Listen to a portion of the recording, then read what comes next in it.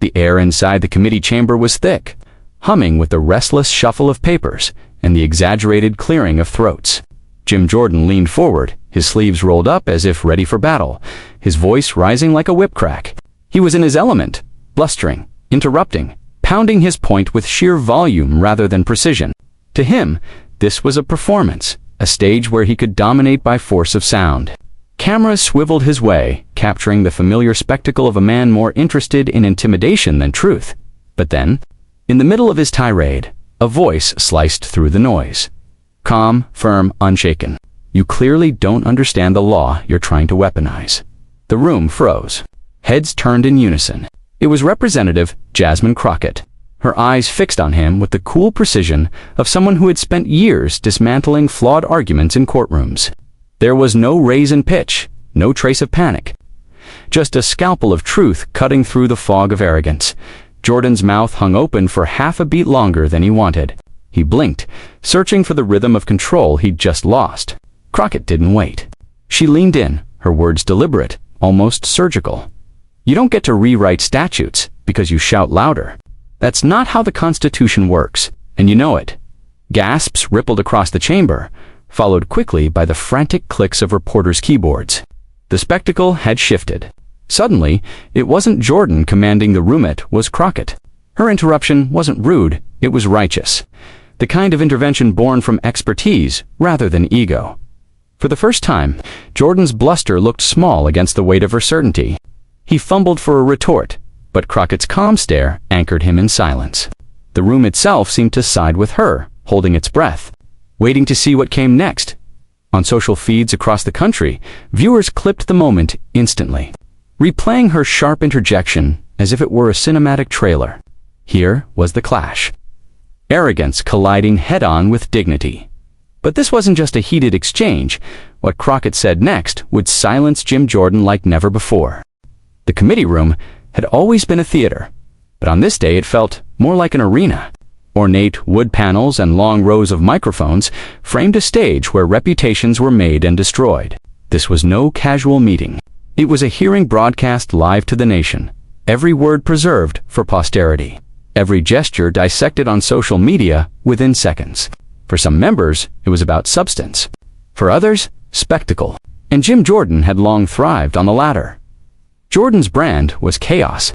He wasn't the lawmaker, meticulously crafting policy in the quiet of his office. He was the brawler who stormed into hearings, sleeves rolled up, voice sharpened to a shout. He weaponized interruption, drowning opponents not with reason, but with relentless noise. To his base, this style was strength. To his critics, it was hollow performance, masquerading as conviction. Yet for years, Jordan had carried this act like a badge, using volume as both shield and sword. But Jasmine Crockett was not a politician, easily rattled by theatrics.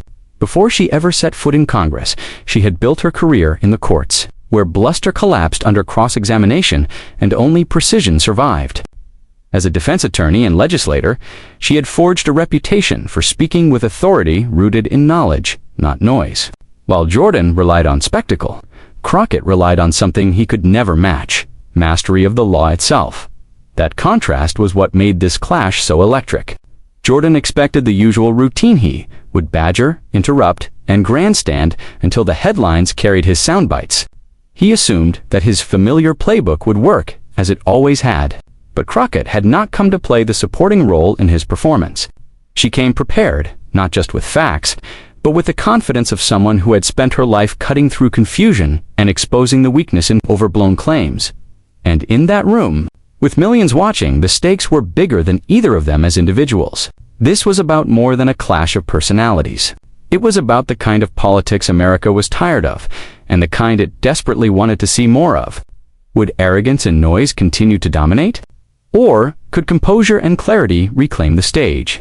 Every viewer could feel the weight of that question, because in Jordan's style, they saw a reflection of everything broken in Washington: the preference for drama over diligence, performance over principle. And in Crockett's steady voice, they saw the antidote, a reminder that knowledge, dignity, and patience could still matter.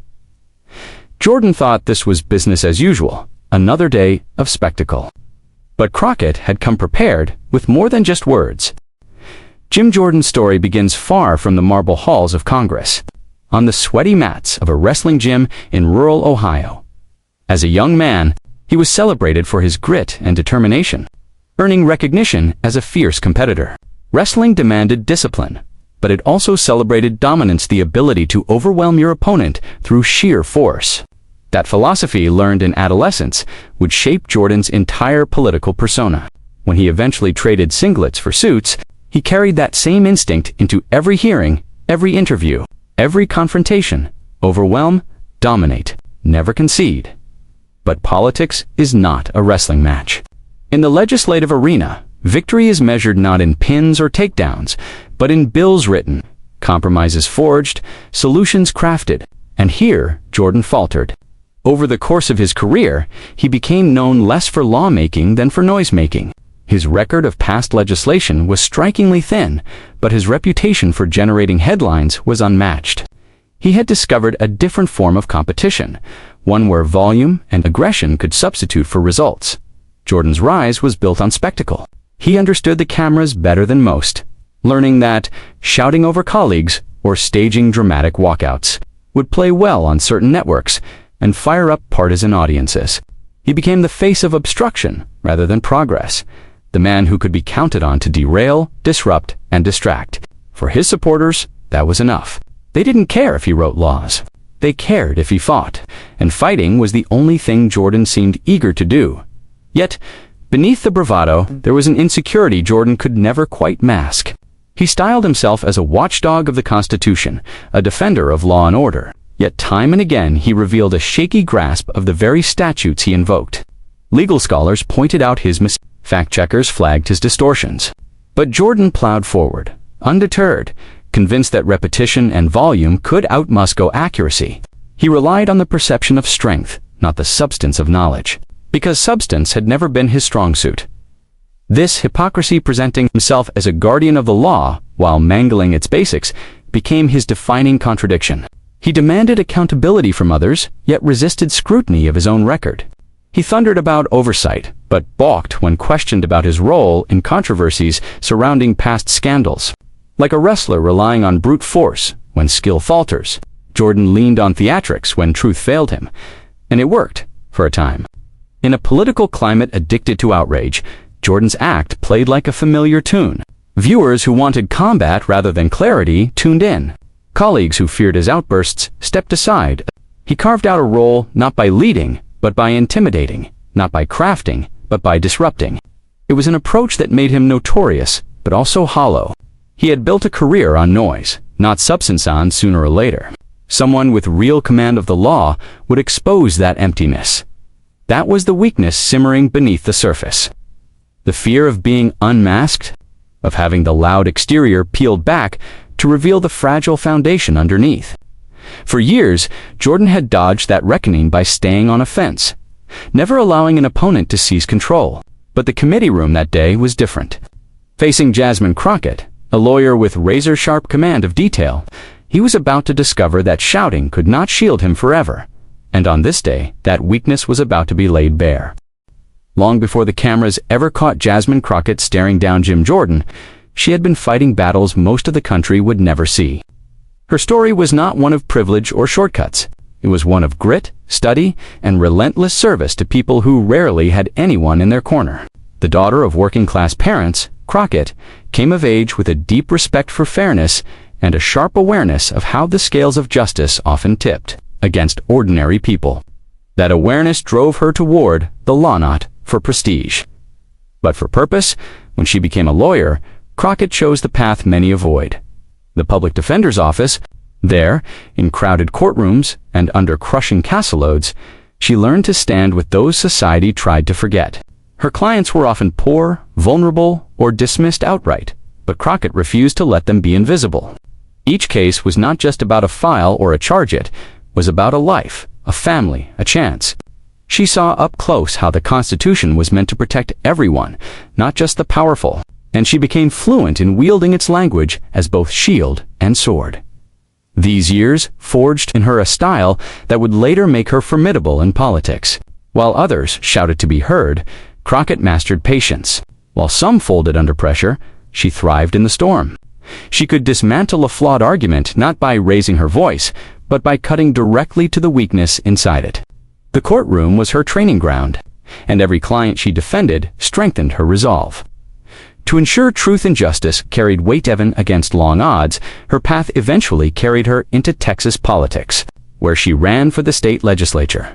In a state often hostile to progressive voices, Crockett was unapologetic about her values. She fought for voting rights, for equity, for those who had been pushed to the margins. She didn't flinch when powerful interests pushed back. If anything, she seemed to sharpen under pressure. Her colleagues noticed that in hearings, when tempers flared and chaos reigned, Crockett remained composed, focused, and unshaken. Courage in chaos became her calling card. That courage carried her to Congress, where she entered a chamber brimming with bluster. Here, shouting often drowned out reason, and theatrics overshadowed substance. But Crockett refused to trade in her principles for airtime. She brought with her the same courtroom instincts that had once protected the most vulnerable clients.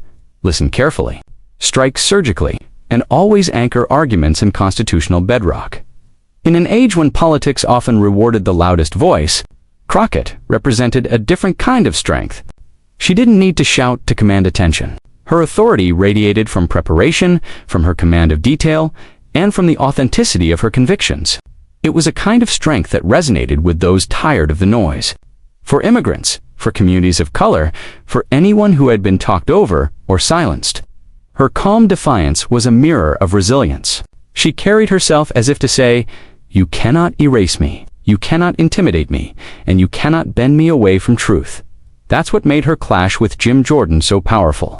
He embodied everything she had spent her life resisting: arrogance without accountability, noise without knowledge, bluster without backbone. She embodied the opposite: dignity grounded in law, courage born from struggle, and focus sharpened by real battles on behalf of the forgotten.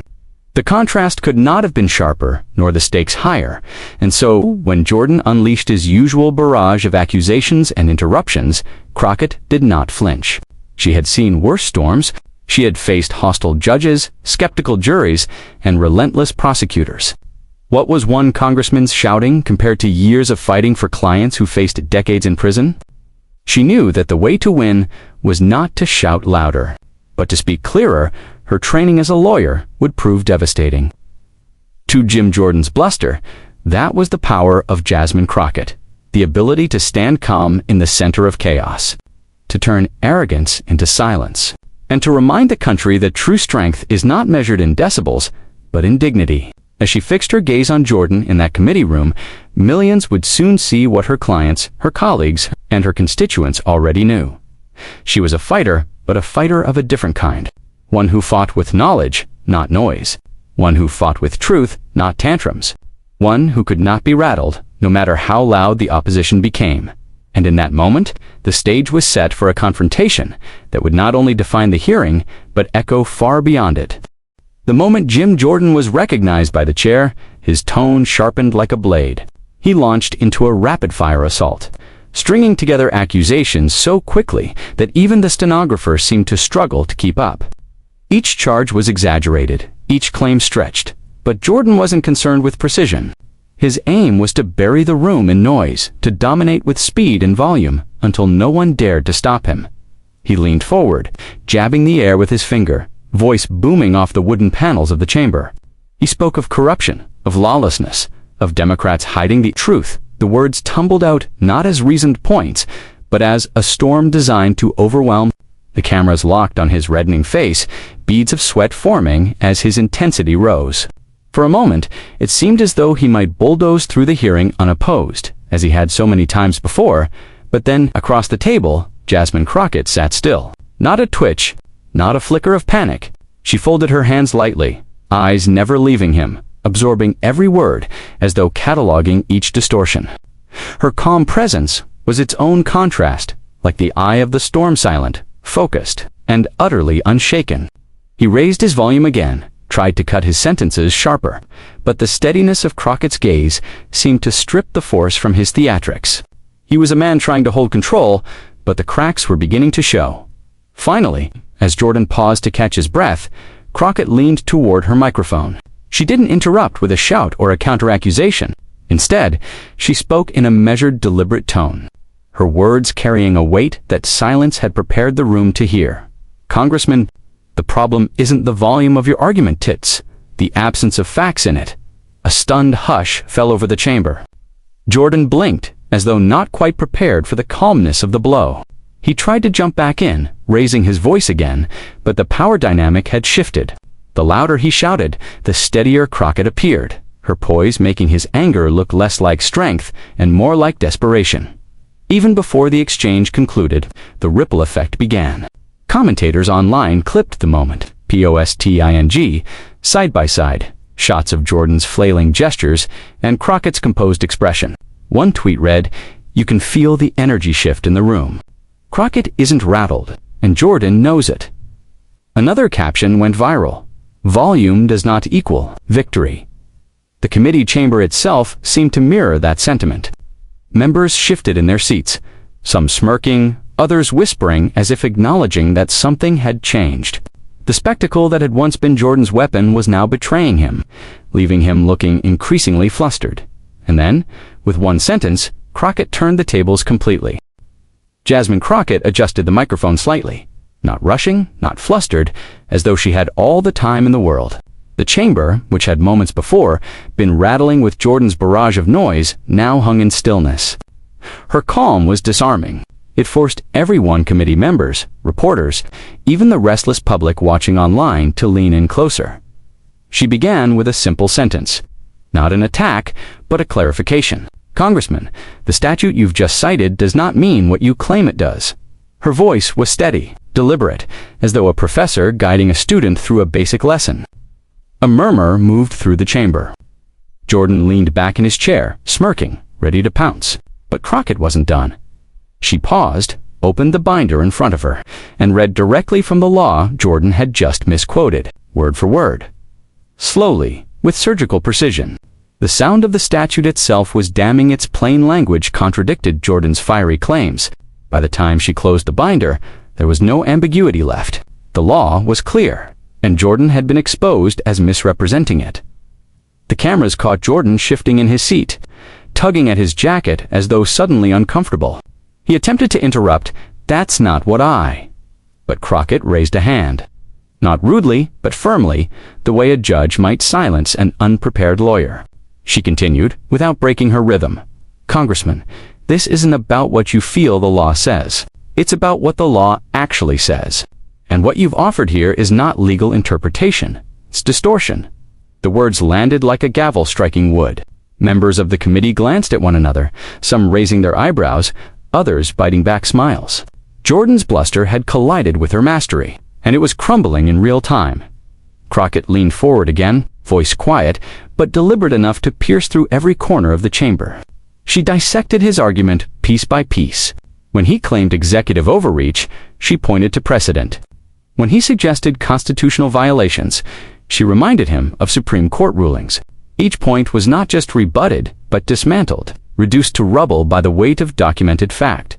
Jordan tried again to cut her off, his voice rising. "That's not true," he barked, but the interruption only made him look smaller. The contrast was too stark, his volume against her poise, his scrambling against her certainty. She did not raise her tone to match him. She simply waited, allowing his outburst to echo into silence, before calmly resuming, as if brushing aside background noise. The cameras loved it. Split screens showed Jordan's frustration against Crockett's composure. On live stream chats, emojis of clapping hands and fire symbols cascaded as viewers celebrated her control of the moment. One viral comment read, "She's treating him like a law student who forgot to read the casebook." Another, "This is the difference between a lawyer and a loudmouth." Crockett was not rushing toward a single knockout line. She was building it carefully, step by step, stripping Jordan's claims of their force until nothing remained but the hollow sound of his bluster. Every pause she took allowed the weight of her words to sink in deeper, like punches landing in slow motion. And every time Jordan tried to respond, his desperation only sharpened the contrast. Finally, she reached her closing blow. She leaned back slightly, her tone softening, almost as if offering a lesson rather than a takedown. Congressman, the law is not a weapon to swing wildly at your opponents. It's a framework meant to protect the very Constitution you claim to defend. When you misstate it, when you twist it for headlines, you don't expose your opponents.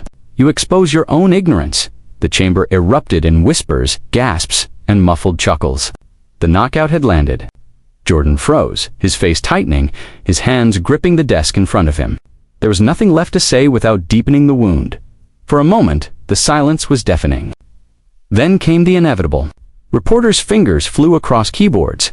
Clips of the exchange began shooting across Twitter within minutes. Viewers at home leaned forward, replaying the words again and again. Crockett had not just won the argument, she had seized the narrative. Jordan attempted one last pushback, muttering about bias and grandstanding. But even that fell flat. The contrast was irreversible. He looked cornered, flailing for footing, while Crockett sat centered and calm. Radiating the very authority he had tried to fake, the image was indelible. The bluster of a career built on noise reduced to silence by the composure of a woman, grounded in law. And as the hearing moved on, everyone inside that chamber knew they had just witnessed something extraordinary. This wasn't another shouting match destined to fade into the noise of politics. This was a defining moment that would be clipped, shared, and remembered. The fallout from this exchange would ripple far beyond the committee room. The hearing ended, but the story was only beginning. Within minutes of Jasmine Crockett's mic drop takedown, clips of the exchange began cascading across social media. On Twitter, hashtags shot to the top of the trending list. Hashtag Crockett vs. Jordan. Hashtag legal ignorance, and the more playful hashtag silence, Jim. TikTok users looped her final line over triumphant background music, pairing it with edits of Jordan's stunned expression. On YouTube, reaction channels rushed to upload breakdowns of the moment, their thumbnails plastered with Crockett's poised stare and Jordan's crumbling composure. Overnight, the views climbed into the millions. One clip of Crockett reading the statute aloud calmly shredding. Jordan's distortion was shared so widely that it reached audiences far beyond the usual political junkies. High school students reposted it with captions like, "This is how you deal with the loud kid in class." Lawyers stitched the clip to explain why her takedown was legally airtight. For many, the exchange transcended politics. It became a cultural moment, a symbol of intelligence triumphing over arrogance. Commentators seized on the drama. Cable news replayed the footage in slow motion, analyzing Jordan's body language, highlighting the moment his smirk faltered. Legal experts praised Crockett's composure, calling it a masterclass in courtroom discipline. Progressive outlets framed it as the battle between substance and spectacle, and Crockett as the embodiment of what many Americans longed for, clarity in a sea of chaos. But it wasn't just the serious analysts who joined in. Comedians pounced. Late-night hosts joked about Jordan tapping out without a whistle, a nod to his wrestling past. Memes proliferated, side-by-side images of Crockett's calm stare next to Jordan's flushed frustration, captioned volume versus victory. One viral tweet compared Jordan to a Wi-Fi router, all noise, no connection. The humor only deepened the humiliation. Celebrities amplified the moment too. Actors, musicians, and athletes retweeted Crockett's lines with fire emojis, calling her a national treasure and a future star of Congress. Progressive leaders praised her for defending the law with dignity, while grassroots activists flooded her campaign pages with messages of support. Donations poured in overnight, small dollar contributions from people who felt she had spoken not just for her district, but for every American tired of being shouted over. Meanwhile, Jordan faced a different wave. Hashtags mocking him trended for days. Editorial cartoons portrayed him with a megaphone sputtering empty sound, silenced by Crockett's calm hand. Even some of his allies were quiet, unwilling to draw more attention to a moment that so clearly exposed his weakness. What had once been his greatest weapon, his ability to dominate the stage, had backfired spectacularly. The contrast was impossible to miss. Crockett was praised as the voice of reason in chaos, the steady lawyer who reminded the nation that law is about substance, not theater. Jordan, in turn, was mocked as the caricature of everything broken in Washington, loud, unfocused, and unable to withstand scrutiny. For millions of viewers, the symbolism resonated deeply. It wasn't just a congressional spat. It was a story of what happens when arrogance collides with preparation. When noise is forced to confront truth, Crockett had not only silenced Jordan Shea, had given people a moment to believe that politics could still reward dignity, but beyond the memes, something deeper was taking shape. When the dust settled, Jasmine Crockett's words lingered longer than the uproar of the hearing itself. She didn't just win a point in a committee room, she reminded America of something deeper, that truth matters more than volume, and justice carries more weight than arrogance ever can. Her interruption wasn't merely a rebuttal to Jim Jordan. It was a statement about the kind of politics that actually serves people. For too long, the nation had watched as bluster and noise drowned out reason. Jordan epitomized that culture. The belief that shouting louder equates to winning, that distortion counts as strategy. But Crockett exposed the hollowness of that approach. Her calm, deliberate tone cut sharper than any yell. It revealed that leadership isn't about dominating the airwaves, it's about defending the truth with courage. In that moment, Crockett stood as a mirror to the broader struggle facing the country. On one side, chaos, fueled by fear and sound bites. On the other, the steady voice of principle, rooted in law and lived experience. And while Jordan's approach collapsed under scrutiny, Crockett's composure shined all the brighter. She embodied what many Americans long for: leaders who rise above the circus and fight with clarity. Not clamor. Her background as a lawyer and public servant gave her the discipline to see through the noise. But it was her sense of justice, her insistence that the law be respected, not twisted, that made her stand out. She didn't just correct Jordan. She defended the very idea that words in our Constitution, in our statutes, carry meaning that deserves respect. In a time when cynicism runs rampant, Crockett offered proof that knowledge and preparation still matter. The moral was unmistakable. America doesn't need louder politicians, it needs better ones. Leaders who understand the responsibility that comes with their office, leaders who can endure the storm without becoming part of it. Crockett showed that strength isn't found in raising your voice, but in raising the standard. And so, the story stretched beyond one clash on Capitol Hill. It became a parable about the future of American politics. What kind of leaders do we want? Those who mistake bluster for bravery, or those who quietly, firmly, bring light to confusion and justice to distortion? Crockett's takedown of Jordan wasn't just about him, was about us, about the choices we face as a nation. In the end, the moment left viewers with more than entertainment. It left them with a challenge: to demand leaders who speak with integrity, who prepare with diligence, and who remember that public service is about truth, not theatrics. Crockett gave the country a glimpse of that possibility. This wasn't just about Crockett versus Jordan, it was about the kind of politics we want as a nation. And in that reflection, many found hope that dignity can still triumph over arrogance, and that justice, though sometimes quiet, will always speak louder than noise. Jim Jordan walked into that hearing expecting another performance, but instead, he was silenced, left, fumbling under the sharp precision of Jasmine Crockett's words. What began as bluster ended as humiliation, and in that silence, a new kind of power spoke. Crockett's triumph wasn't just a personal victory. It was a reminder that truth, delivered with clarity, will always rise above arrogance. The moment captured why so many people rallied to her side. Because it wasn't only about one exchange in Congress, it was about what it represents.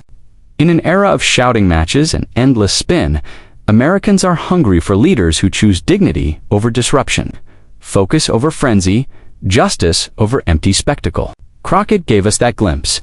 She showed us what it looks like when preparation defeats posturing, when calm strength eclipses chaos.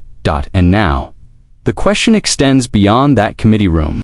Do we want politics to remain a theater of noise, or can we demand something better? Crockett's stand proves that better is possible, but only if we amplify it. That's where you come in.